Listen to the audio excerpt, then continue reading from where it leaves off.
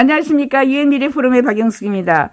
오늘은 세종로 국정포럼의 미래 국정 최고 경영자 과정의 주임 교수님, 박영애 교수님 등등 많이 모셨습니다. 손은 다 닦으셨죠? 네. 예, 저희가 열 체크도 했습니다. 자, 오늘 이렇게 모인, 목적은 그냥 프리토크인데, 그죠? 우리 박영애 선생님, 누구 오셨어요? 초청하신 분이? 윤경영 교수님 모셨고요. 김기진 교수님 모셨고요. 자, 우리 각자 그냥, 우리 윤 본인 교수님부터, 소개를 하시든지 아니면은, 소개를.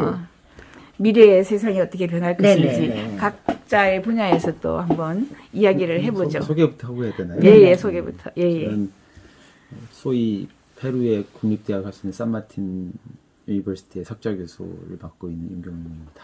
예. 네.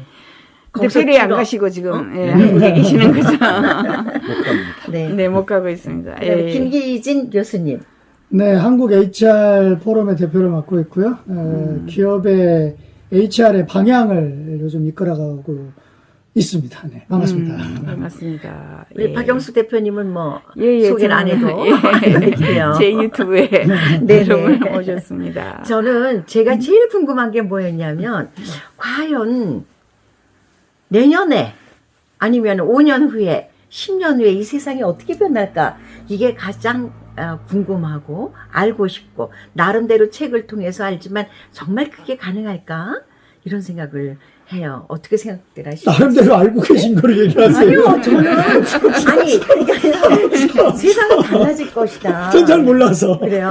네, 제일 많이 아시니까. 제일 처음에 제가 그 아이들 키울 때요, 북한산 올라가면은 뭐 쌀만 가지고 가면 개울물에 물이 흐르잖아요. 그거로 쌀을 씻어서 밥을 해 먹고 했는데, 이제는 집에서조차도 물을 사 먹어요. 그때 외국 사람들이 와서 물을 사 먹는다고 했을 때 참 이상한 사람들이다. 수도꼭지만 틀면은 얼마든지 마실 수 있는데 왜 물을 사 먹을까? 생각을 하는 게 불과 얼마 전이었어요. 저 마이카 시대가 온다 그러면 네네. 또라이다 그랬죠. 이제는 자동차도 버리고 그죠, 자율차 탄다 그러고 있어요. 네. 그때는 네. 마이카라고 그래서 마이카가 뭔지 몰랐어요. 사실. 그렇죠. 네. 왜 마이카라고 했는지 모르겠고요. 지금 페루는 좀 어떠세요?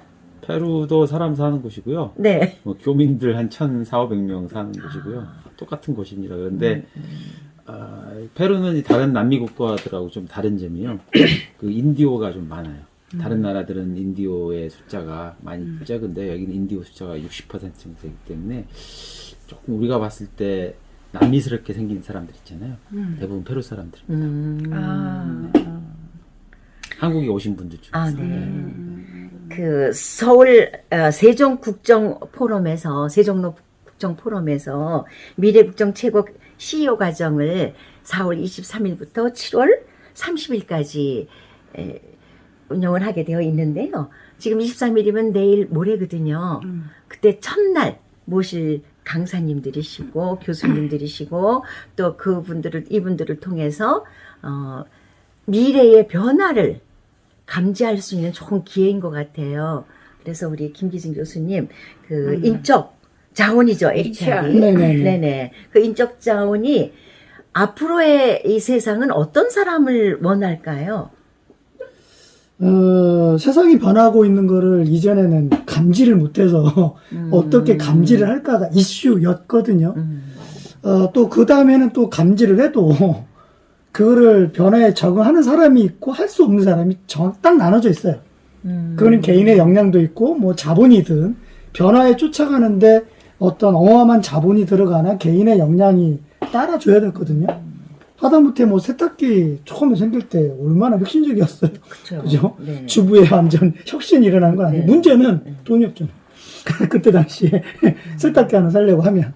근데 지금은 뭐 워낙 변화가 잘 되고 있다는 거는 워낙 뭐 쉽게 알 수 있기 때문에 어떻게 변화가 될 거냐도 사실 좀 더 보긴 해야 되는데 더 중요한 건 내가 어떻게 적응할 거냐가 사실 더 중요하고요. 아까 여기서 더 중요한 건 포인트는 뭐냐면 하다못해 한참 세탁기가 좋은 건 아는데 돈이 없어. 근데 지금은 변화를 적응하는 데 있어서의 장벽이 그닥 많지 않다라는 게 굉장히 커요. 네.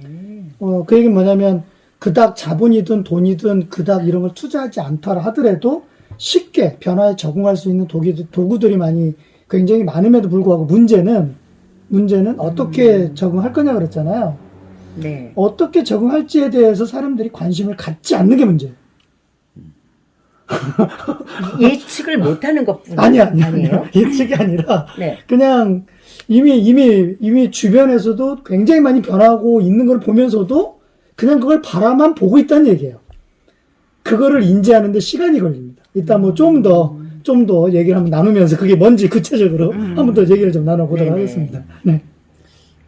제가 보는 바는 이제 기술적인 부분을 많이 보는데요.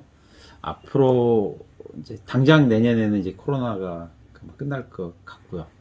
그러면 이제 똑같이 그 해외 여행도 할 수 있고 뭐 또 경제 활동이 패턴이 또 달라질 것 같고요. 두 번째는 우리가 지금 코로나 때문에 꽁꽁 묶여서 지금 뭐 마스크도 꼭 쓰고 해야 되고 비대면도 해야 되고 하는데 그게 그러면 내년에 와서 이게 우리가 재작년에 그 시절로 돌아갈 수 있느냐 절대 아니거든요. 왜냐면 이미 우리는 그 비대면에 대한 인식 그리고 비대면에 대한 편리성 그리고 비대면에서 얻을 수 있는 많은 장점들을 이미 우리는 맛을 봤어요. 한번 맛을 보면은 잊을 수가 없거든요. 그래서 완전히 그 시절로는 못 돌아가는데 우리가 비대면으로 인해서 이렇게 굉장히 어려워서 또 불편했던 점들은 아마 해소를 할 건데 비대면에 의해서 편했던 부분들은 절대로 돌아가지 않을 거라고 좀 봅니다. 그렇다고 치면은 아마 지금 이제 우리가 교육에 있어서는 무크가 지금 돼 있잖아요. 무크 교육이 좀 더 다른 방향으로 활성화될 거고요. 그 다음에 대학이 망해 나가는 것은 이제 아주 가속화돼 가지고 좀 더 빠른 시간 내에 많은 대학들이 문을 닫을 겁니다. 통폐합이 되거나 그래서 이합 집산을 하게 될 거고요.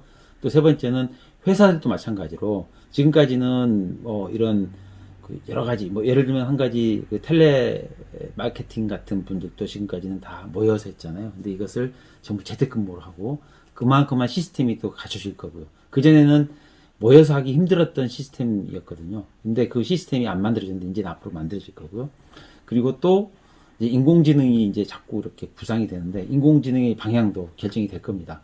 지금까지는 인공지능의 방향이 결정이 안 됐어요. 그래서 어떤 분들은 인공지능 기술을 개발해야 된다는 사람도 있었고요. 어떤 분들은 인공지능이 뭐 빅데이터가 있으니 빅데이터를 많이 수집해야 된다는 분도 있었고 어떤 저 같은 사람들은 인공지능 기술 개발할 필요 없고 남이 잘 만들어 놓은 거 내가 잘 쓰면 된다라는 생각을 가지고 있는 사람도 있고요. 다양한 사람들이 있는데 그 인공지능에 대한 활용도나 쓰임이나 이런 부분들이 이제 정착이 될 거거든요. 그럼 그게 이제 바로 4차 산업혁명을 만드는 도화선이 될 거고요. 그럼 이제 그걸로 인해서 많은 부분이 퍼져나가는데 우리가 지금 알고 있는 4차 산업혁명의 이런 기술들 있잖아요. 뭐 바이오도 있고 뭐 자율주행도 있고 드론도 있고 굉장히 많아요. 근데 그게 한 20, 30까지 되는데 20, 30까지가 다 4차 산업혁명을 이끌어 나가는 기술은 아닙니다. 그것은 그냥 4차 산업혁명 시대에 존재하는 기술이거든요. 네. 이끌어 나가는 기술은 뭐냐면 인공지능이 될 거예요. 인공지능이 자율주행도 인공지능에 의해서 발전할 거고요. 우리가 쓰고 있는 뭐 여러 가지 그 시스템이나 사회 시스템이나 아니면은 그 관련된 이런 그 도구들이나 이런 부분들이 전부 다 인공지능에 의해서 발전을 할 거거든요. 그럼 도화선이 인공지능이 될 거다. 네. 그로 인해서 산업의 구조나 변화가 혁신적으로 이게 될 거다. 그럼 이게 4차 산업혁명이거든요. 그래서 그 부분이 저는 이 코로나 오기 전에는 한 40년쯤 더 걸릴 거라고 봤는데요. 40년, 50년 뒤가 돼야만 정말로 4차 산업혁명이 일어날 거다 해서 내 대에는 못 보겠구나 했거든요. 근데 코로나로 인해서 내 대에도 볼 수 있을 것 같다라는 생각이 듭니다. 네, 아니 빛의 속도로 세상은 변해가는데 사실은 우리의 인지하는 그런 것도 좀 늦고 그 다음에 막연해요. 네. 앞에서 뭐 무크라든가 이렇게 해서 원격 수업을 한다든가 원격 교육을 통해서 우리가 배울 수 있는 방법은 있지만 그러나 그게 앞으로 우리 1년 후 아니면 지금 당장 하는 데는 굉장히 두려움이 앞서는 것 같아요. 어떻게 처신하고 자녀 교육은 어떻게 해야 될 것이며 과연 학교 교육을 계속 교과 교육을 해나가면서 사이드로 무엇을 어떻게 가르쳐야 될지 사실은 그거에 대해서 그 두려움과 대처 능력이 좀 안 되는 것 같아요. 그게 무크가 이제 활성화 안 됐던 부분은요. 첫 번째 학부모의 소양이 갖춰지지 않아서 그렇거든요. 학부모가 학부모 역할을 안 하고요. 학부모가 자기 자녀들한테 나쁜 짓을 이렇게 소위 말하면은 조장을 시켜요. 예. 예를 들면은 학교 수업을 하는데요. 초창기 학교 수업을 하는데 학생들이 아무도 학교 수업에 참여하지 않고 엄마가 대신 수업을 받아요. 애들은 뭐 하느냐? 자거나 학원 가요. 이런 경우 대부분이었어요. 그래서 이것을 보완하기 위해서 5분에 한 번씩 얼굴은 비추는 거 이런 거 있는데요. 네. 또 그것도 안 돼요. 왜냐하면은 얘가 게임하면서 이걸 보고 있는지 아니면 정말로 이걸 보고 있는지 알 수가 없잖아요. 그리고 또 요즘 중학교 1학년까지 시험도 안 봐요. 네. 그러니까 아무 짓도 안 해도 어떻게 뭐 방법이 없는 거예요. 그래서 요즘에 제가 이제 생각하고 있는 부분들은 두 가지를 생각하는데 첫 번째 하나는 학습을 하고 있고 몰입을 하고 있는지에 대한 부분. 네. 두 번째는 이제 우리가 학습을 했으면 뭐 해야 되잖아요. 시험을 봐야죠. 테스트를 네, 해야죠. 시험 볼 때 절대로 부정행위를 못하게 하는 방법. 이것을 저는 좀 생각을 해보고 있거든요. 그러면은 학습할 때 맨 처음에 내가 나와서 얼굴 인식으로 카메라 대고 얼굴 인식하죠. 두 번째는 시선 추적을 할 수 있거든요. 카메라로요. 시선을 계속 따라다니면서 얘가 뭘 보고 있는지. 두 번째는 동공의 크기에 따라서 얘가 초집중을 하고 있는지, 집중하고 있는지, 딴 생각하고 있는지, 아니면은 졸음이 왔는지를 다 볼 수 있어요. 그래서 그것을 이 동공을. 동공 가지고 다 체크할 수 있습니다. 그래요? 예, 시선뿐만 아니라 현재 내 상태까지 다 확인할 수 있거든요. 그렇게 하게 되면은 얘가 집중 안 하고 있으면 갑자기 뭔가를 울려서 너 집중 안 해 임마라고 할 수도 있고요. 그렇게 하는 방법도 있고 또 시선 추적을 통하게 되면은 시험 볼 때 딴 데 커닝 한다거나 뭐 하는 것들 다 막을 수 있어요. 그래서 그런 기술들을 활용하면은 우리가 이제 무크 혹시 비대면 원격 수업에 있어서는 충분한 그걸로 갖출 수 있고 그러면은 이제 학부모들이 애들한테 그런 소위 잘못된 학습 습관을 조장시키지 않을 수 있는 좋은 방법이 될 수도 있겠죠. 그렇게 돼야만 그게 무크가 정착이 될 거고요. 이제 무크에 따라서 또 이제 우리 교육 시스템이 완전히 바뀔 겁니다. 근데 그게 하루아침에 되는 건 아니고 시행착오가 굉장히 많이 쌓여야만 그 후에 되는 거 옛날에는 아닌가 싶어요. 코로나 전에는요. 그것을 생각할 때 우리는 최소 10년에서 15년 봤거든요. 네. 코로나 이후에는 3년 보고 있습니다. 3년 정도 걸려요. 그러는 사이에 아이들은 크잖아요. 예. 그 놓친 그 시간과 그거를 어떻게 어디서 보상을 해야 될지 사실은 그게 가장 궁금합니다. 예, 근데 개인의 아이들 개인의 이제 노력에 의해서 노력이지만 일단 부모가 어린이가 이 세상에 태어나서 최초로 만나는 스승이 부모잖아요. 일단 부모 교육을 먼저 정부 차원에서 시켜야 되는 게 옳지 않을까 싶은데요. 예, 저는 동의하는데 정말 어려운 일이죠. 우리 예를 들면은 지금 운전자들도 교육이 안 돼서 법규를 몰라가지고 우리 지금 회전교차로 많이 생기거든요. 네네. 회전교차로 많이 생기잖아요. 그러면은 두 가지 문제가 있습니다. 현재는 회전교차로에서 무조건 차가 안에 있으면요 들어가면 안 돼요. 그러려면은 무조건 회전교차로 안에 가서 멈춰야 됩니다. 멈춰서 차가 안에 있나 없나를 보고 들어가야 되거든요. 근데 우리나라 법규가 안 돼 있어요. 우측에 이제 좌측 차선이든 우측 차선이든 이제 우측 차선이 먼저가 돼 있거든요. 그러니까 차례차례 예. 우측 들어가고 좌측 들어가고. 예, 그래서 네. 차가 이게 들어가도 상관이 없어요. 근데 이게 써 있거든요. 그러니까 차가 앞에 와 있는 저기 안에 회전교차로가 돌고 있으면은 무조건 너는 멈춰서 그 차가 지나간 다음에 비어져 있으면 너가 들어가라는 게 원래 보통의 규칙이에요. 그래서 이거 뭐 유럽에 가면은 대부분 특히 뭐 스위스나 프랑스 같은 데 가면 굉장히 많이 있거든요. 거기는 라운드밭이라고 부르는데 네네. 그런 부분들이 많이 되어 있는데 거기는 철저하게 지키거든요. 우리나라는 제가 여러 군데 지금 있는데 지키는 사람을 한 사람도 못 봤어요. 네, 택시가 제일 안 지켜요. 그냥 직진으로 옵니다. 제가 가고 있는데 들어와서 사고 날 뻔한 적이 한두 번이 아니거든요. 그것은 또 두 번째, 사고가 났을 때 법이 보호해 주느냐? 보호 안 해줍니다. 지금은 우리나라는 법이가 안 돼 있어요. 네. 그래서 법제부터 바꿔야 되는데 그걸 만들었으면 만들기 전에 이미 법부터 바꿔야 되잖아요. 그게 안 돼 있어요. 그래서 우리나라의 부분에 있어서는 그런 법제나 제도나 뭐 규제 이런 부분들을 먼저 손질하고 그런 부분을 도입해야 되는데 그게 안 돼 있는 게 보면은 아직도 좀 우리 법 제도가 못 따라가는 게 아닌가 이런 생각이 듭니다. 네. 그래서 우리 미래국정 최고 CEO 과정에서 제가 참 좋은 건 뭐냐 하면 이 지식 같은 것은 솔직히 안에 핸드폰 안에 다 들어있어요. 그러면 사람과 사람, 사람과 기술, 사람과 기계, 기계와 기계, 기술과 기술, 이것이 융합을 해서 정말 그 소통과 그 어떤 그 생각의 맥락을 합해주는 요런 것은 어떤 방법이 있는가, 이런 거를 배우는 것이 바로 이 과정이 아닌가. 저는 그렇게 생각해서 네. 참 추천하고 싶은 과정이라고 보는데, 우리 김 교수님은 네. 인적 자원이라고 그랬는데 사실은 미래에는 어떤 인적 자원의 사람들을 필요로 할까요? 자, 일단 인적 자원이잖아요. 네네. 인적이면 자원이 돼야 되는데 네. 인적이 자원이 안 되면 쓸모가 없잖아요. 그게 하나가 이제 고민한 그렇다면 사항이고. 교육을 받아야 된다는 거네요. 그렇죠. 그죠? 그죠. 네. 그리고 또 한 가지는 사실 더 중요한 거는 인적 자원을 진짜 자원답게 써야 되는 거죠. 아무리 귀한 보석이라도 바다 밑에 어딘가에 아무도 인지가 안 된 상태에서 거기 묻혀 있으면 의미가 없잖아요. 그런데 인적 자원의 육성과 활용 뭐 이런 것들을 고민을 하는데 그게 지금 딱 시대가 온 거예요. 그리고 이제 아까 묵후나 이제 어떤 기술적인 측면을 얘기를 했지만 코로나 팬데믹 상황이 우리한테 줬던 거에 가장 큰 이슈는 뭐냐면 공간을 초월했다는 얘기예요. 공간을 초월하는데 공간을 초월하는데 거기에 왜 그게 더 이벤트가 되냐면 이슈가 되냐면 공간을 초월했을 때의 어떤 상황이 바뀐 거잖아요. 네. 예를 들어 뭐 자전거만 있는데 지금처럼 아스팔트를 고속도로를 내놨어요. 네. 뭐 자전거 타고 고속도로 부산에서 서울 것이 그 무슨 의미가 있어요? 자동차가 있으니까 의미가 있는 거잖아요.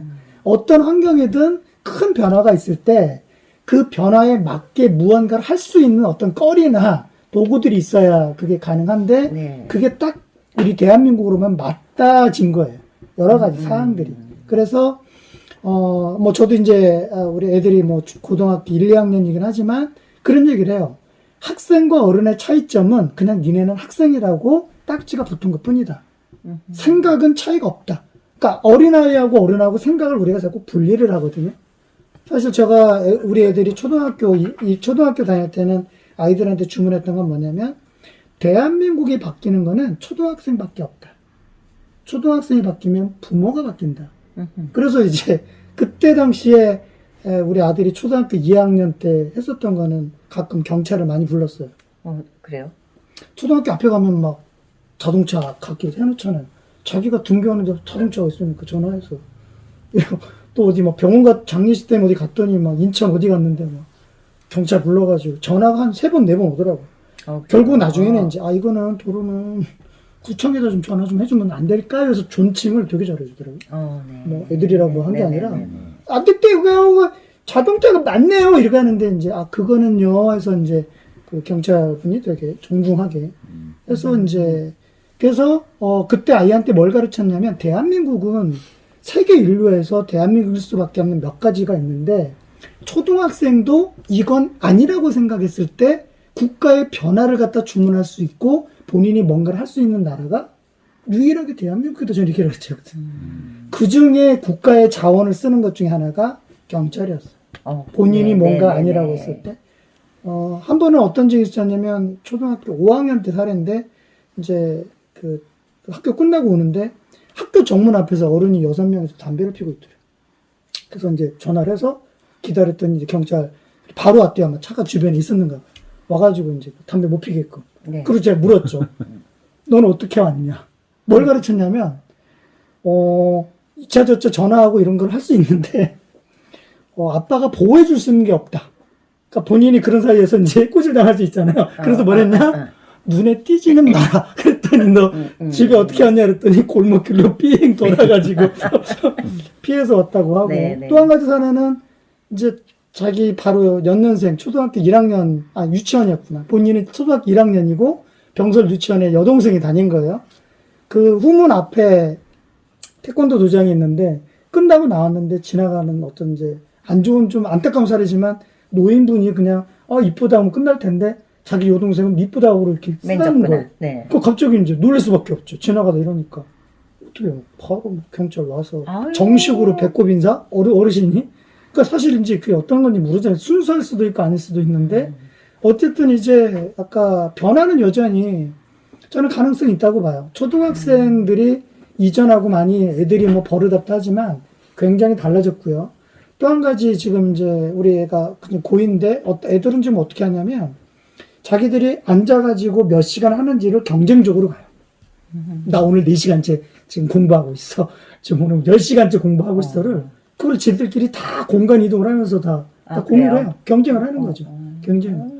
그래서 이제 핵심 키워드는 저 같은 경우는 제가 이게 한 13년 전에 만든 건데 팩트 띵크 플랜이라는 걸로 만들어 놓은 거예요. 이거를 만든 거는 뭐냐면 인류가 언어를 만들었을 때 언어에 에너지라는 게 있잖아요. 그래서 가장 에너지가 많은 게 뭘까? 사랑, 행복, 예수, 신 뭐 이러다가 딱 필름이 꽂혔던 게 시간이었어요. 시간? 네네. 그러니까 시간은 우주의 끝 어디까지도 다 포괄하겠구나 해서 시간이 굉장한 단어구나를 딱 땡겨난 다음에 그러니까 그게 좀 추상적이니까 시간을 과거, 현재, 미래로 언제부터 구분했을까? 이렇게 또 궁금해지더라고. 또 그게 너무 미래에 너무 뭐니까 어제, 오늘, 내일 좀 이따, 지금, 이따가 그래서 과거의 모든 일어난 사실들은 팩트라는 그 용어로 정의가 나름대로 끝내버린 거예요. 네. 그러니까 인류 역사상 지금 이 순간도 70억 인구와 화성에서 지금 뭐 드론을 띄웠다고 뭐 한다 하더라도 그게 팩트라는 용어로 끝나버린 거예요. 그럼 이전에는 그 지식을 쫓아가려고 굉장히 했단 얘기죠. 그런데 그 팩트가 머릿속이 아니라 검색만 하면 더군다나 컴퓨터 검색이 아니라 스마트폰을 펴서 거의 뭐 3초, 5초 안에 원하는 어떤 내용들은 바로 볼 수 있다는 얘기죠. 네. 그러니까 이미 지식이 게임이 끝났다라는 게 접근성에서부터 방대한 양을 볼 수 있는 게 끝났다는 얘기예요. 팩트가. 그럼 두 번째 뭐냐?